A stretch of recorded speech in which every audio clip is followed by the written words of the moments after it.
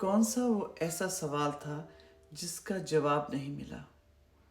वो कौन सी ऐसी भावना थी जिसको इतनी ठेस लगी, इतना परेशान हुआ मन, दिमाग का इतना शोर बढ़ गया कि एडिक्शंस की तरफ मन चल पड़ा कि शायद वहाँ से टेम्पररी रिलीफ मिल जाएगा। और अब बात यहाँ तक आ पहुँची कि हम तो दुखी हैं, पर हमारा परिवार हमसे भी ज़्यादा दुखी है, हमारा दुख देखकर भी और वो देखकर भी कि ये इंसान अपने दुख, अपनी भावनाओं को संभाल नहीं पा रहा, कितना कमज़ोर पड़ गया ये इंसान। उस चीज़ को देखकर परिवार वाले और भी परेशान हो जाते हैं। कभी सोचा जिस इंसान को भी एडिक्शन हो कि आपने अपना संतुलन क्यों बिगड़ने दिया? क्यों ऐसी कोई भावना थी, जो भी थी, जो भी कारण रहा होगा, आपने उसको अपने ऊपर हावी कैसे हो जाने दिया? क्यों अपनी आत्मा को, अपने दिमाग को, अपने शरीर को इतना नुकसान पहुंचाया और अपने परिवार वालों को ही अपना दुश्मन बना लिया? ऐसी कोई भी भावना नहीं होती जिसको हम काबू में ला ना सकें।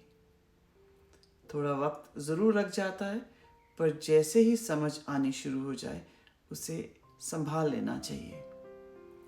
जो एडिक्शंस होती हैं वो पार्ट ऑफ द प्रॉब्लम होती हैं, पार्ट ऑफ द सॉल्यूशन नहीं होती है। थोड़ी वक्त के लिए हमें डिस्ट्रैक्ट कर देती हैं, हमें जो हमारा दुख है उसके प्रति नम ज़रूर कर देती हैं, पर सॉल्यूशन नहीं होता है। आपको जवाब नहीं मिलेगा।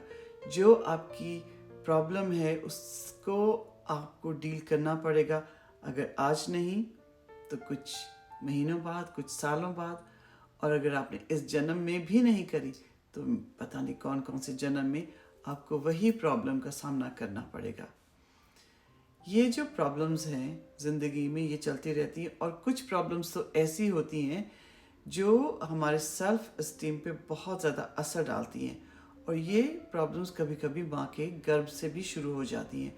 अगर माँ या माता डिप्रेस्ड है, दुखी है, तो बच्चे के ऊपर भी असर पड़ता है, और आप जब इस दुनिया में आते हैं तो आप बिना जाने पहचाने कि आप ऐसा क्यों महसूस करते हैं, जब आप होश संभालते हैं तो दर्द और दुख एक ज़िंदगी का पार्ट शुरू से ही होता है। पर जब भी अवेयरनेस आए, आप तभी इस सिचुएशन को संभाल सकते हैं, अपनी भावनाओं को, अपने सर्कमस्टांसेस को, अपने मन, अपनी आत्मा, अपने शरीर को और अपने परिवार को खुद संभाल सकते हैं। It's doable.